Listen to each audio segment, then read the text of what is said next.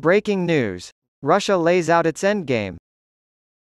The Kremlin claims that Vladimir Putin's primary strategic goal in Ukraine is to surpass the United States in global power. In a meeting with his Turkish counterpart in Ankara, Russian Foreign Minister Sergei Lavrov said that any peace talks with Ukraine must revolve around a new world order. The Russian foreign minister met with his Turkish counterpart, Mevlut Cavusoglu, on Friday in Turkey, a country that maintains diplomatic ties with both Moscow and Kyiv. He also warned that if barriers to Russian exports persist, Turkey would have to back out of a historic grain deal. Mr. Lavrov has stated that any negotiations must take into account Russian interests and Russian concerns. It needs to be about the values that underpin the new global order. A unipolar world order led by one hegemon is not acceptable to Russia, he continued.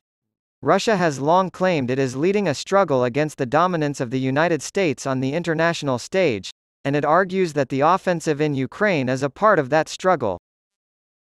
This week, the Kremlin announced that it would continue its offensive in Ukraine, which has been going on for over a year, because it saw no diplomatic solution to the conflict.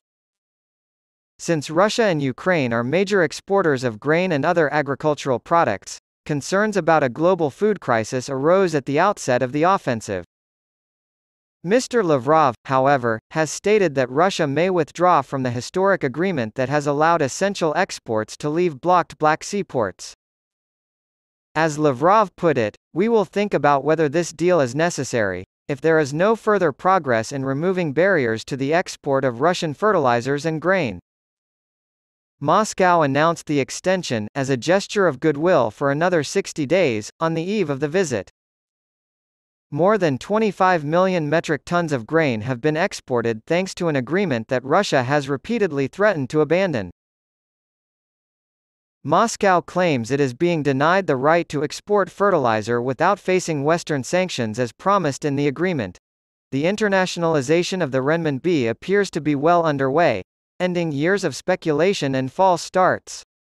The United States dollar will no longer be used in trade between China and Brazil, as announced on March 29. The first renminbi-denominated LNG trade was completed the day before between China National Offshore Oil Corporation and Total Energies of France.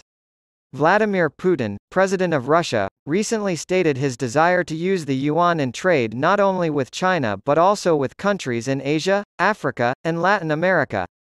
Also, since last year, Saudi Arabia has been in talks with China to begin accepting renminbi as payment for some oil exports. It's no secret that China wants to make the renminbi a global currency and challenge the US dollar's hegemonic status.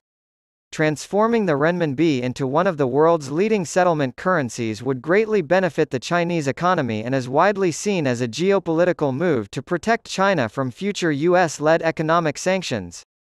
Countries like India and the Association of Southeast Asian Nations, ASEAN, are also working to internationalize their currencies because of the benefits it would provide in the event of an exchange rate crisis.